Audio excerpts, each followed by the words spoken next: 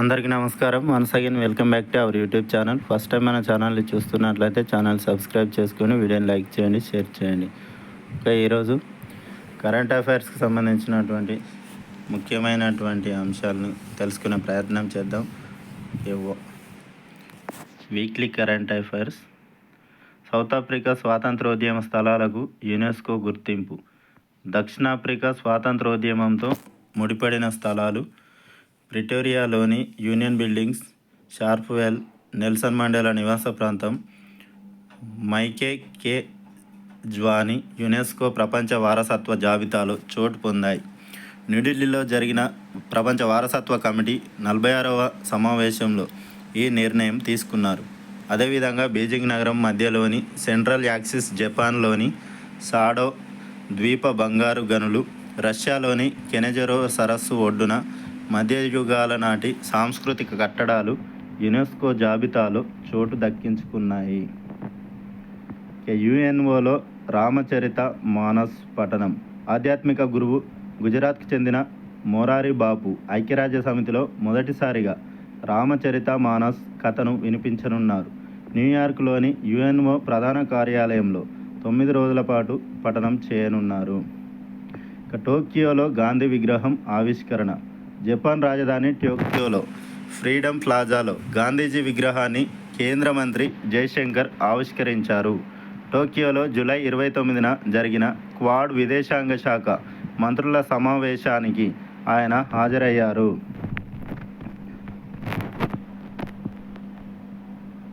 నేటి నుంచి రాష్ట్రపతి విదేశీ పర్యటన. రాష్ట్రపతి ద్రౌపది ముర్ము నేటి నుంచి 6 రోజుల పాటు విదేశాల్లో పర్యటించనున్నారు. తొలుత ఫిజీ దేశానికి వెళ్ళి అక్కడ పార్లమెంటును ఉద్దేశించి ప్రసంగిస్తారు. భారత రాష్ట్రపతి ఆ దేశంలో పర్యటించడం ఇదే మొదటిసారి. ఆగస్టు 7 నుంచి 9 వరకు న్యూజిలాండ్లో పర్యటించి అక్కడి గవర్నర్ జనరల్ ప్రధానితో ద్వైపాక్షిక చర్చలు జరుపుతారు. 10న తూర్పు తైమూర్ దేశాధ్యక్షుడు జోస్ రామోస్తో సమావేశమవుతారు. ఇక భారత్ వేదికగా అంతర్జాతీయ సదస్సు. అంతర్జాతీయ వ్యవసాయ ఆర్థికవేత్తల సదస్సు న్యూఢిల్లీ వేదికగా జరుగుతుంది. ఆగస్టు 2న ప్రారంభమైనటువంటి ఈ సమావేశం ఆగస్టు 7న ముగియనుంది. ప్రపంచ వ్యవసాయ సమస్యలపై వ్యవసాయ ఆర్థికవేత్తలు చర్చించనున్నారు. ఈ సదస్సు యొక్క థీమ్ వ్యవసాయ ఆహార వ్యవస్థల ద్వారా సుస్థిరాభివృద్ధి. భారత్లో 1958లో మొదటి సదస్సు నిర్వహించగా 32వ సదస్సును 66 ఏళ్ల తర్వాత మళ్ళీ ఇక్కడ నిర్వహిస్తున్నారు. ఇక పాంగాంగ్ సరస్సుపై చైనా వంతెన నిర్మాణం. లడఖ్లోని పాంగాంగ్ సరస్సుపై చైనా కొత్త వంతెన నిర్మాణాన్ని పూర్తి చేసింది. 1958 నుంచి చైనా ఆధీనంలో ఉన్న భూభాగంలో నిర్మితమైన ఈ వంతెన భారత్, చైనా మధ్య గల వాస్తవాధీన రేఖ సమీపాన ఉంది. పాంగాంగ్ సరస్సు ఉత్తర దక్షిణ ప్రాంతాల మధ్య చైనా బలగాలు వేగంగా రాకపోకలు సాగించేందుకు ఈ వంతెనను నిర్మించింది.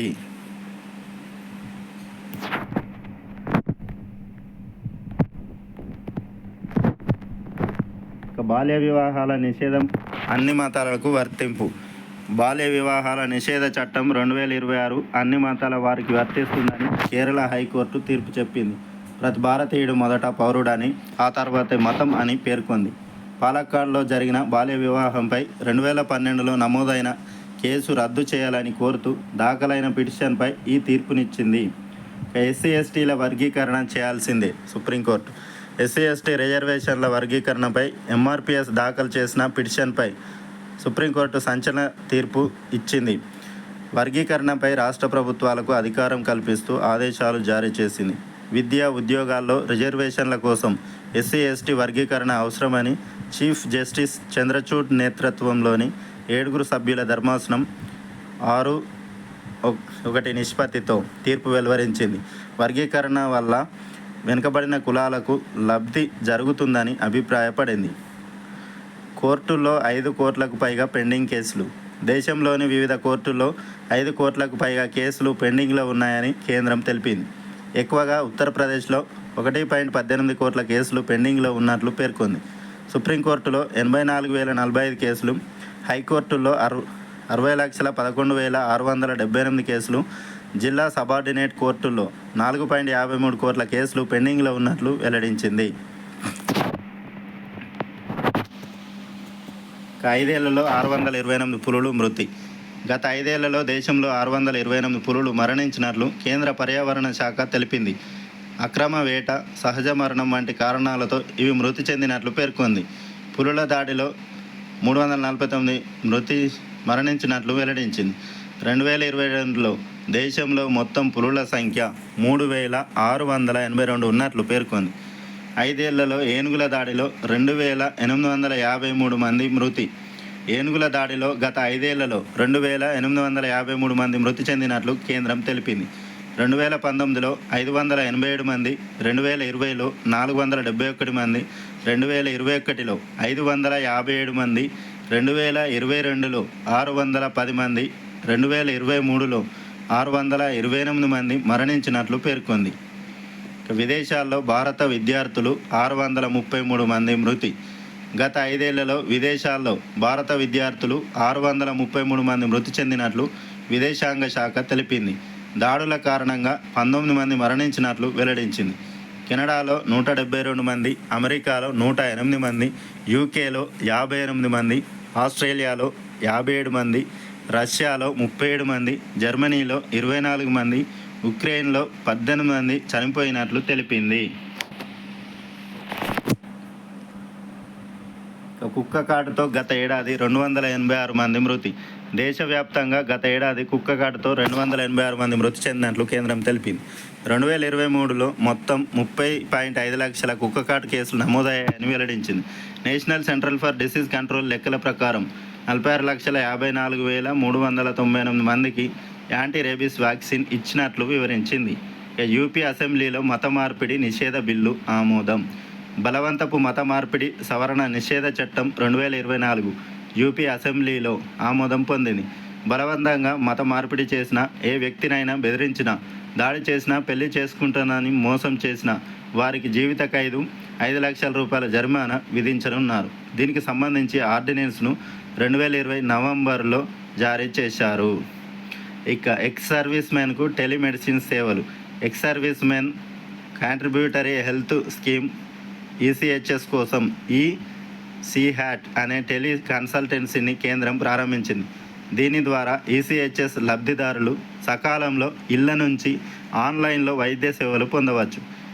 ఈ సెహాట్ను పైలట్ ప్రాజెక్టుగా బారాముల్లా, ఇంపాల్, చురాచంద్పూర్, దిమాపూర్, ఐజ్వాల్ వంటి మారుమూల ప్రాంతాలతో సహా 12 ఈసీహెచ్ఎస్ పాలిక్లినిక్లలో ప్రారంభించారు. ఈ ఏడాది నవంబర్ నాటికి 427 ఈసీహెచ్ఎస్లో విస్తరిస్తారు.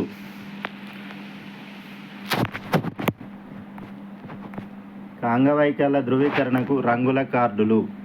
అంగవైకల్య ధృవీకరణకు రంగు కార్డులు జారీ చేయాలని కేంద్ర సామాజిక న్యాయం సాధికారిక శాఖ నిబంధనలు రూపొందించింది. వైకల్యం 40% లోపు ఉంటే వైట్ బ్యాండ్ కార్డు, 40% నుంచి 80% వరకు ఉంటే ఎల్లో బ్యాండ్ కార్డు, 80% పైన ఉంటే బ్లూ బ్యాండ్ కార్డు జారీ చేయనున్నారు. ఖనిజాలపై పన్ను అధికారం రాష్ట్రాలదే. ఖనిజాలపై పన్ను విధించే అధికారం రాష్ట్రాల చట్టసభలకు ఉంటుందని, పార్లమెంటు ఈ అధికారం ఉండదని సుప్రీంకోర్టు తీర్పునిచ్చింది. రాష్ట్రాలకు దక్కే రాయల్టీ అనేది పన్ను కాదని పేర్కొంది. సుప్రీంకోర్టు సిజేఐ డివై చంద్రచూడ్ నేతృత్వంలోని 9 మంది సభ్యుల రాజ్యాంగ ధర్మాసనం ఈ మేరకు తీర్పునిచ్చింది. ఇక కరెంట్ షాక్తో 5 ఏళ్లలో 72,000 మంది మృతి. దేశంలో కరెంట్ షాక్ వల్ల నమోదవుతున్న మరణాలపై NCRB national crime records bureau వివరాలు వెల్లడించింది. ఈ రిపోర్టు ప్రకారం 2015 నుంచి 2020 మధ్య ఏకంగా 72,000 మంది కరెంట్ షాక్కు గురై ప్రాణాలు కోల్పోయారు. అంటే ఏడాదికి సగటున 12,000 మంది డైలీ 32 మంది ప్రాణాలు కోల్పోతున్నారు.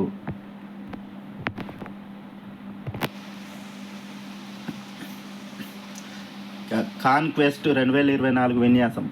మంగోలియాలోని ఉలాంగ్ బతా వేదికగా 21వ కాన్క్వెస్ట్ 2024 విన్యాసం నిర్వహిస్తున్నారు. జూలై 27న ప్రారంభమైన ఈ విన్యాసం ఆగస్టు 9 వరకు జరగనుంది. బహుళ దేశాలు పాల్గొనే సంయుక్త సైనిక విన్యాసంను మంగోలియన్ ఆర్మ్డ్ ఫోర్స్ ప్రతి ఏటా నిర్వహిస్తోంది.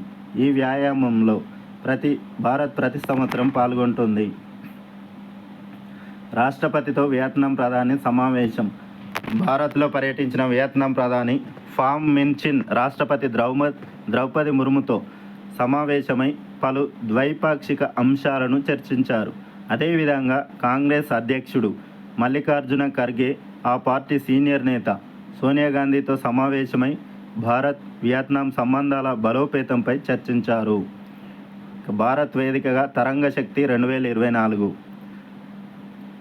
తరంగ శక్తి 2024 పేరిట తొలిసారిగా భారత్ బహుళ దేశాల వైమానిక విన్యాసంను నిర్వహిస్తోంది. 2 దశల్లో ఈ విన్యాసం జరగనుండగా మొదటి దశ తమిళనాడులోని సులార్లో ఆగస్టు 6 నుంచి 14 వరకు, రెండవ దశ ఆగస్టు 29 నుంచి సెప్టెంబర్ 14 వరకు రాజస్థాన్లోని జోధ్పూర్లో నిర్వహించనున్నారు. దాదాపు 30 దేశాలు ఈ విన్యాసంలో పాల్గొననున్నాయి. ఇక తెలంగాణ గవర్నర్గా జిష్ణుదేవ్ వర్మ ప్రమాణం. తెలంగాణ గవర్నర్గా జిష్ణుదేవ్ వర్మ ప్రమాణ స్వీకారం చేశారు. High court CJ justice Alok Aradhe ఆయనతో ప్రమాణం చేయించారు. జిష్ణుదేవ్ వర్మ త్రిపుర రాజకుటుంబానికి చెందిన వ్యక్తి. మరోవైపు జార్ఖండ్ గవర్నర్గా పనిచేస్తూ తెలంగాణ గవర్నర్గా అదనపు బాధ్యతలు నిర్వర్తించిన సిపి రాధాకృష్ణన్ను మహారాష్ట్రకు బదిలీ చేస్తూ రాష్ట్రపతి ఉత్తర్వులు ఇచ్చారు.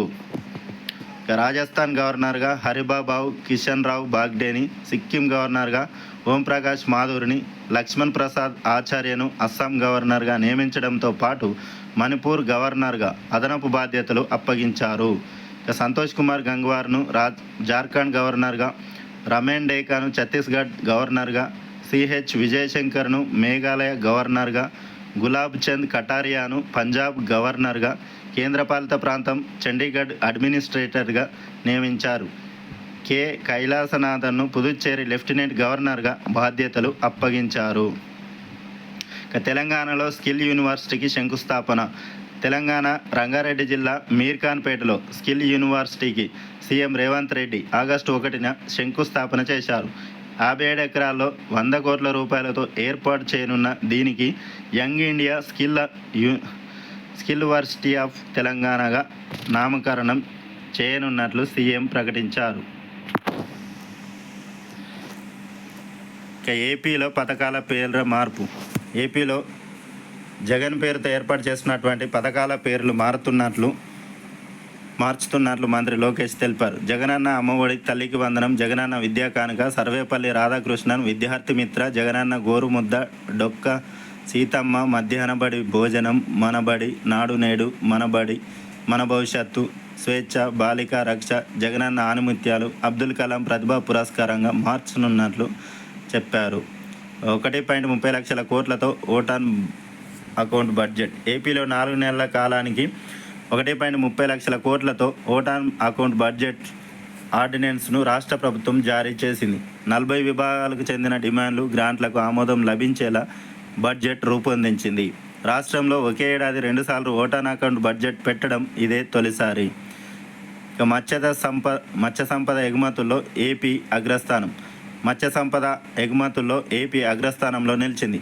2023-24లో ఏపీలోని పోర్టుల నుంచి 4,27,237.92 లక్షల టన్నుల మత్స్య సంపద ఎగుమతి అయినట్లు కేంద్రం తెలిపింది. ఇక 3,40,52.39 లక్షల టన్నులతో గుజరాత్ రెండో స్థానంలో, 2,73,509.37 లక్షల టన్నులతో కర్ణాటక మూడో స్థానంలో నిలిచింది. 2023-24లో దేశవ్యాప్తంగా 18.19 లక్షల టన్నుల మత్స్య సంపద ఎగుమతి అయ్యి 61,043.68 కోట్ల వ్యాపారం జరిగినట్లు వెల్లడించింది. ఇక వైజాగ్ స్టీల్ ప్లాంట్ ఉత్పత్తిలో రికార్డు. ఏపీలోని వైజాగ్ స్టీల్ ప్లాంట్లో ఉక్కు ఉత్పత్తి 100 మిలియన్ టన్నులకు చేరింది. ఈ పరిశ్రమలో 1990 నవంబర్లో ఉత్పత్తి ప్రారంభం కాగా ఇప్పటి వరకు 100 మిలియన్ టన్నుల మార్కును చేరుకుంది. నర్సాపురం లేస్ పార్కుకు జిఐ ట్యాగ్. పశ్చిమ గోదావరి జిల్లా నర్సాపురం మండలం రుస్తుంబాదలోని లేస్ పార్కుకు జియోగ్రాఫికల్ ఐడెంటిఫికేషన్ లభించింది. దుస్తుల డిజైన్లకు ఉపయోగించే లేసు అల్లికల్లో ఉభయ గోదావరి జిల్లాల మహిళది అందవేసిన చేయి. వీటిని దిండ్లపైన, sofa set, dining tables, door curtains పైన అందంగా అలంకరించుకుంటారు. ఇక సిద్దిపేటలో నిజాం కాలం నాటి శాసనం. తెలంగాణలోని సిద్దిపేట జిల్లా కోహెడ మండలం గుండారెడ్డిపల్లెలోని మత్తడి పోచమ్మ గుడి దగ్గర నిజాం కాలం నాటి శాసనాన్ని తెలంగాణ చరిత్ర బృందం పరిశోధక సభ్యులు గుర్తించారు. ఈ శాసనం 19వ శతాబ్దపు తెలుగు లిపిలో ఉంది. ఈ శాసనంలో నిజాం పరిపాలకులు నీటి పారుదల వ్యవస్థ గురించి తెలియజేశారు. ఒలింపిక్స్లో మను చరిత్ర. పారిస్ ఒలింపిక్స్లో షూటర్ మను బాకర్ రికార్డు సృష్టించారు. ఒకే ఒలింపిక్స్లో 2 పతకాలు సాధించిన తొలి భారత ప్లేయర్గా నిలిచారు. మహిళల 10 మీటర్ల ఎయిర్ పిస్టల్ విభాగంలో తొలుత కాంస్య పతకం సాధించిన ఆమె 10 మీటర్ల ఎయిర్ పిస్టల్ మిక్స్డ్ టీమ్ కాంస్య పోరులో సరబ్జోత్ సింగ్తో కలిసి మరో మెడల్ గెలుచుకున్నారు. ఈమె హర్యానాకు చెందిన యువతి. చివరిగా 1900 సంవత్సరంలో British Indian Norman Pritchard Bharat తరపున 2 మెడల్స్ సాధించారు.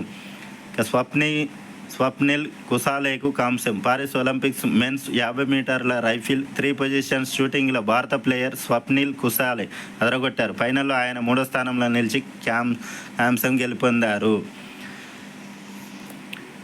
ఇక భారత టెన్నిస్ స్టార్ రిటైర్మెంట్. భారత tennis star Rohan Bopanna retirement ప్రకటించారు.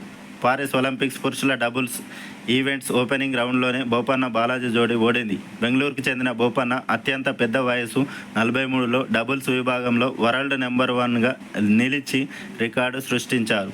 ఆసియా కప్ విజేత శ్రీలంక. ఆసియా కప్ 2024 విజేతగా శ్రీలంక మహిళల జట్టు అవతరించింది.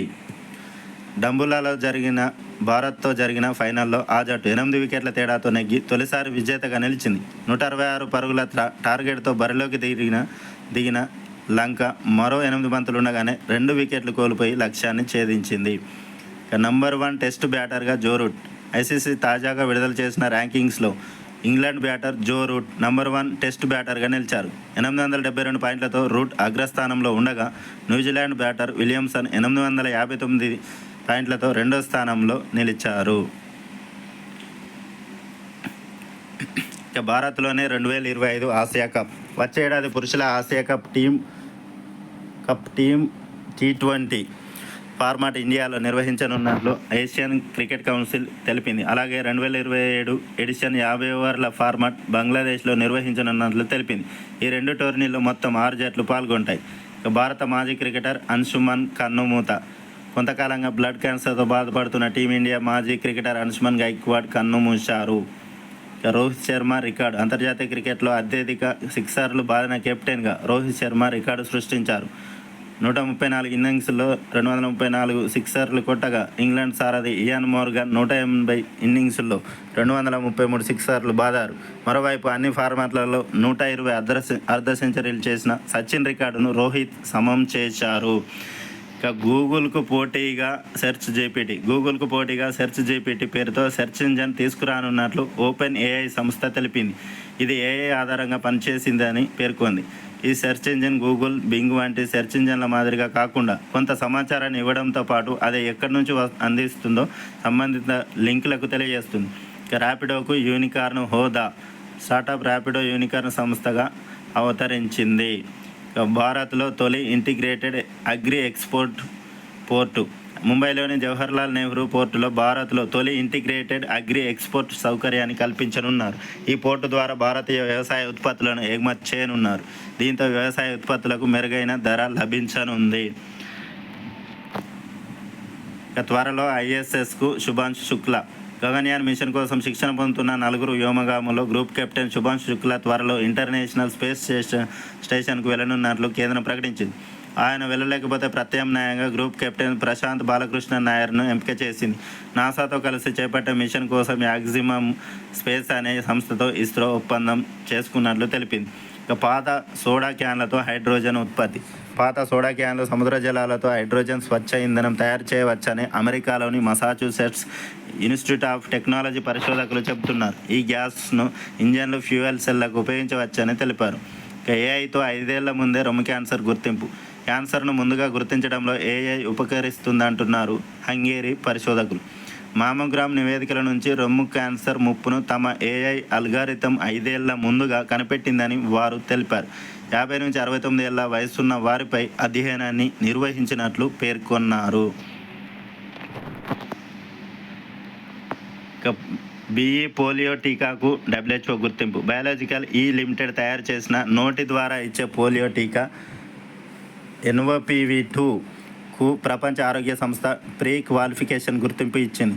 రోగ నిరోధక శక్తి తక్కువగా ఉన్న వారికి సాధారణ పద్ధతిలో టీకాలు ఇస్తే దానివల్ల పోలియో వచ్చే అవకాశం ఉంది. అటువంటి సమస్యలకు నోటి ద్వారా ఇచ్చే పోలియో టీకా సరైన పరిష్కారమని కంపెనీ వెల్లడించింది. వ్యర్థాలను తినేసే కీటకాల అభివృద్ధి. ప్రపంచవ్యాప్తంగా పేరుకుపోతున్న వ్యర్థాలు మానవాళికి సవాళ్లు విసురుతున్నాయి.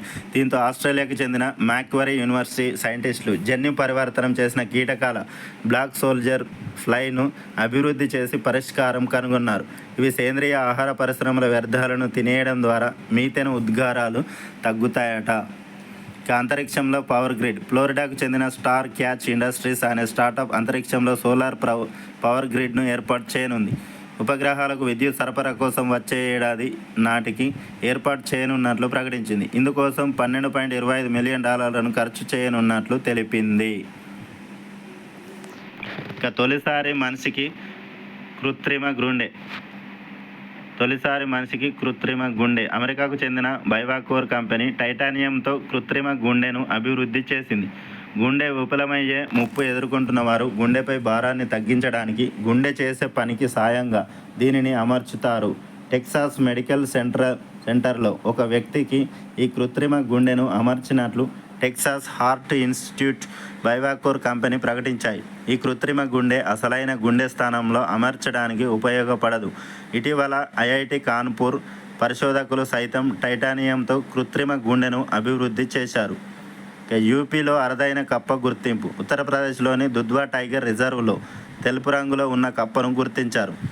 హప్లో బాట్రకస్ టైగెరినస్ అనే ఇండియన్ బుల్ఫ్రాగ్ జాతిలో అరుదైన కప్పగా గుర్తించారు.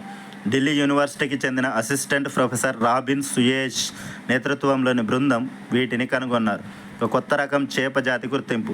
మేఘాలయలో షిస్తురా సోనారెంగెన్సిస్ అనే సరికొత్త చేప జాతిని సైంటిస్టులు గుర్తించారు. సౌత్ గారో హిల్స్ జిల్లాలోని సోనారెంగా, నకమా, చియా బౌల్ గుహాల్లో ఈ చేపను కనుగొన్నట్లు తెలిపారు. ఇది లోచ్ అనే బొమ్మిడాయి వంటి చేపల తరగతికి చెందినదంటున్నారు. వెనిజులా అధ్యక్షుడిగా నికోలాస్ ఎన్నిక. వెనిజులా అధ్యక్ష ఎన్నికల్లో అధికార యునైటెడ్ సోషలిస్టు పార్టీ విజయం సాధించింది.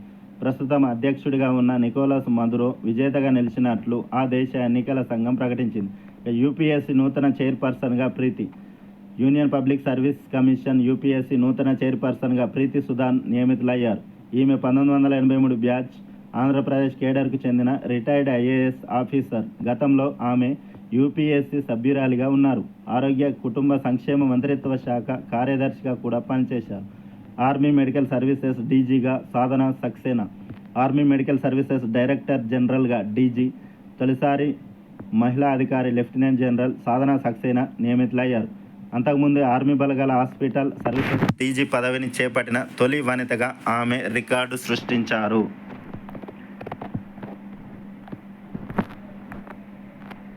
ఫిజిక్స్ ఒలింపియాడ్లో భారత్కు 4వ స్థానం. ఇరాన్లోని ఇస్ఫాహాన్ వేదికగా జరిగిన 54వ ఇంటర్నేషనల్ ఫిజిక్స్ ఒలింపియాడ్లో భారత్కు 2 గోల్డ్, 3 సిల్వర్ మెడల్స్ లభించాయి. ఫిజిక్స్ ఒలింపియాడ్లో చైనా అగ్రస్థానంలో, రష్యా, రొమేనియా 2-3 స్థానాల్లో నిలువగా వియత్నాంతో కలిసి భారత్ 4వ స్థానంలో నిలిచింది. సౌదీ అరేబియాలోని రియాద్ వేదికగా జరిగిన 56వ కెమిస్ట్రీ ఒలింపియాడ్లో భారత్ 1 స్వర్ణం, 1 కాంస్యం, 2 రజత పథకాలను సొంతం చేసుకుంది.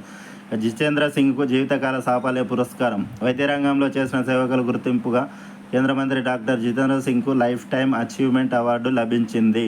Doctor Mohan's diabetes group of institution ఈ అవార్డుతో సత్కరించింది. సుందర్ పిచాయికి గౌరవ డాక్టర్ ఆఫ్ సైన్స్ అవార్డు.